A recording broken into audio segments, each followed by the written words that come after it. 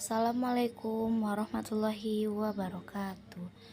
Baiklah teman-teman, di sini saya akan menjelaskan tentang konsep manajemen pendidikan tingkat sekolah dasar. Nah, yang pertama yaitu pengertian manajemen sekolah dasar. Sekolah dasar adalah sebuah organisasi sosial yang mempunyai tujuan yang telah ditetapkan. Tujuan utama sekolah dasar memberikan pendidikan yang berkualitas kepada peserta didik di sekolah. Sekolah dasar juga memiliki sumber daya sendiri, yaitu terdiri dari finansial, material, dan fisik. Manajemen sekolah merupakan usaha manusia yang bekerja sama. Manajemen sekolah dasar merupakan kegiatan mengelola atau mengatur sekolah dasar. Nah, peran manajemen yang dilakukan oleh guru-guru di sekolah dasar antara lain yaitu yang pertama, bekerja sama dengan kepala sekolah dan guru-guru yang lain dalam persiapan dan pengembangan pengajaran, bahan ajaran, program, metode, dan penilaian. Yang kedua, berpartisipasi dalam pertemuan yang berhubungan dengan kurikulum sekolah atau administrasi serta organisasi sekolah. Yang ketiga, berkontribusi pada seleksi pengembangan profesional dari guru yang lain, mengkoordinasi atau mengelola pekerjaan guru-guru lain. Yang kelima, melakukan pengelolaan kegiatan yang berhubungan dengan kurikulum, berpartisipasi pada bagian yang dibutuhkan di dalam review dan pengembangan fungsi sekolah. Dan yang terakhir yaitu berpartisipasi dalam tugas administrasi dan orang-orang yang memberikan dukungan kepada guru serta mengaklosisikan peralatan dan material. Nah, yang B yaitu kerangka manajemen sekolah dasar. Nah, di sini ada kerangka manajemen untuk sekolah dasar. Manajemen kurikulum meliputi semua anggota komunikasi sekolah dasar dan bekerja sama sebagai berikut. Di sini dapat dilihat itu kerangkanya. Nah, yang selanjutnya yaitu ruang lingkup manajemen sekolah dasar. Ruang lingkup manajemen sekolah sangatlah luas yang meliputi elemen-elemen perencanaan, penganggaran, pengorganisasian, pengarahan, pengontrolan, pengordinasian, pembuatan keputusan, evaluasi, serta kegiatan-kegiatan dan program-program. Nah, yang D yaitu sekolah dasar yang efektif.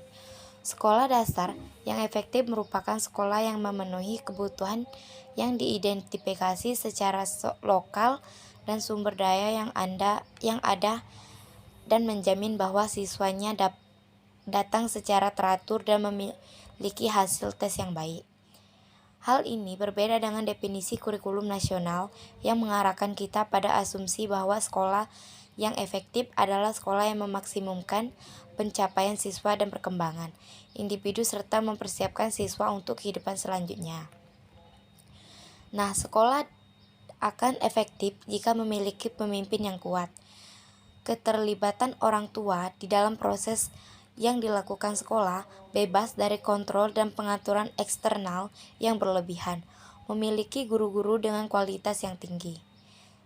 Nah, dalam upaya peningkatan dan pengembangan mutu pendidikan, karakteristik sekolah dasar yang baik adalah sebagai berikut. Yang pertama, kepemimpinan kepala sekolah yang memiliki tujuan. Yang kedua, keterlibatan kepala sekolah. Yang ketiga, keterlibatan pegawai sekolah di dalam perencanaan. Yang keempat, konsisten, keberlanjutan dan kemajuan di dalam kegiatan pengajaran. Yang kelima, pendekatan pembelajaran yang berstruktur. Yang keenam yaitu pengajaran yang menantang secara intelektual.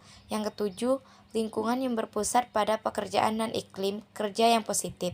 Yang delapan, tugas yang terdefinisi secara jelas. Yang kesembilan yaitu komunikasi yang baik antara guru dan siswa. 10. Catatan tertulis. Yang 11. Keterlibatan orang tua dan masyarakat. Dan yang terakhir yaitu pekerjaan yang tertunjukkan dan bernilai. Pendapat lain menyatakan bahwa sekolah dasar yang efektif harus memberikan kegiatan belajar mengajar yang berkualitas tinggi. Karakteristik sekolah yang didukung oleh orang tua dan masyarakat yang secara efektif dapat memelihara keberhasilan akademik dari semua siswa yang berkembang secara kebudayaan dan ekonomi. Keadaan ini menunjukkan bahwa sekolah dasar yang efektif berkembang dengan sukses dalam segala arah, sedangkan sekolah dasar yang baik berkembang dengan sukses menurut agenda yang telah disetujui. Yang fokus manajemen sekolah dasar.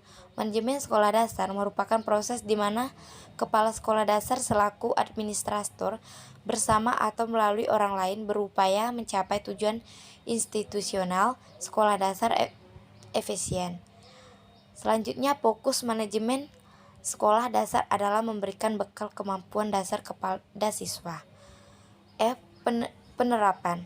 Untuk meningkatkan mutu lembaga pendidikan, ada 5 hal yang harus kita terapkan, yaitu yang pertama, pengembangan dan perbaikan kurikulum berbasis kompetensi. Yang kedua, memperhatikan kondisi kebutuhan siswa dan masyarakat. Yang ketiga, sistem evaluasi ada hendaknya dirancang dengan berbasis keahlian peserta didik. Yang keempat yaitu perbaikan sarana dan prasarana pendidikan, pengembangan dan tersedianya bahan ajar. Yang kelima yaitu menambah intensitas pelaksanaan pelatihan atau training bagi pendidik dan tenaga kependidikan. Menurut Umaidi pada tahun 1999, ada 2 faktor yaitu yang menyebabkan perbaikan mutu selama ini tidak berjalan dengan lancar, yaitu strategi pembangunan pendidikan masalah lebih besar pada input oriented. Yang kedua yaitu pengelolaan pendidikan selama ini masih bersifat makro oriented, diatur oleh jajaran birokrasi di tingkat pusat. Akibatnya, banyak faktor yang diproyeksikan di tingkat makro tidak terjadi atau tidak berjalan di tingkat mikro, sekolah atau madrasah. Baharudin pada tahun 2010, namun begitu ada kekuatan atau upaya peningkatan mutu sekolah yang dapat dilakukan antara lain yaitu pertama, pembagian tugas yang efektif dan efisien. 2. Pemanfaatan dana yang profesional. 3. Proses peningkatan mutu sekolah. 4. Pembentukan tim sukses peningkatan mutu sekolah. 5. Desain standar yang tepat. 6. Sistem organisasi yang efektif. 7. Kepemimpinan yang efektif. Dan 8. Motivasi profesional. Nah, mungkin hanya itu yang bisa saya sampaikan. Lebih dan kurang saya mohon maaf, saya akhiri. Wassalamualaikum warahmatullahi wabarakatuh.